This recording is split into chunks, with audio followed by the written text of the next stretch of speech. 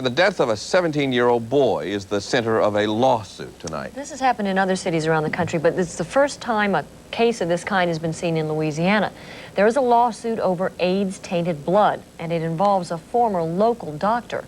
Russ Roberts is here with a story. Russ? Susie Norman, the suit charges that two pharmaceutical companies, Tulane Medical Center and the former director of Tulane's Hemophilia Care Center, were negligent by not telling the family that their son was in danger of becoming HIV positive if he continued to use the product that they prescribed. Brad Cross was born with hemophilia, but he spent most of his teenage life fighting AIDS. He lost the battle 6 months ago at the age of 17. His family blames this man, Dr. Abe Andis, the former director of the Hemophilia Care Center at Tulane Medical Center. They claim Andis failed to tell them that a blood clotting product they were giving their son was contaminated with the AIDS virus. But Brad's family isn't placing all of the blame on the doctor. They're also suing two companies that manufacture the product known as Factor 8. Cutter Biological and Armor Pharmaceutical manufactured the tainted product in the early 1980s. They reportedly used blood that they purchased in high-risk cities like Los Angeles, San Francisco, and New York. Contaminated blood also apparently came from Louisiana, out of the arms of inmates at Angola prison.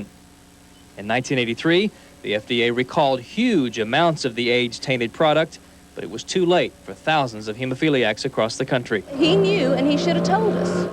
Debbie Chittister and Paula Chisholm entrusted Dr. Andis with their children's lives as well. 11-year-old Ryan Chittister, also a hemophiliac, was under Andis' care in the 1980s when his parents unknowingly pumped the tainted Factor 8 into his system. I know of two people personally that at those years really kind of like stopped using Factor. They are HIV negative now. I wish I was given the facts and would have done that, because my child would be HIV negative now. He wouldn't have AIDS. The story's much the same for Paula Chisholm and her 12-year-old son, Dwayne. She claims the doctor knew for 3 years Dwayne was HIV positive, but never let on once that he probably got the virus from the tainted Factor 8. He said it was an act of God, and that it was nobody to blame for it. Now, the two ladies we talked to are not involved in this particular lawsuit, but it's possible they'll take legal action of their own later. As for those named in the current suit, the judge has issued a gag order, meaning anyone involved in the case cannot speak to the media until after the until the trial is finished. So that should be sometime around Thanksgiving. That's the reason why we couldn't talk to Brad's family.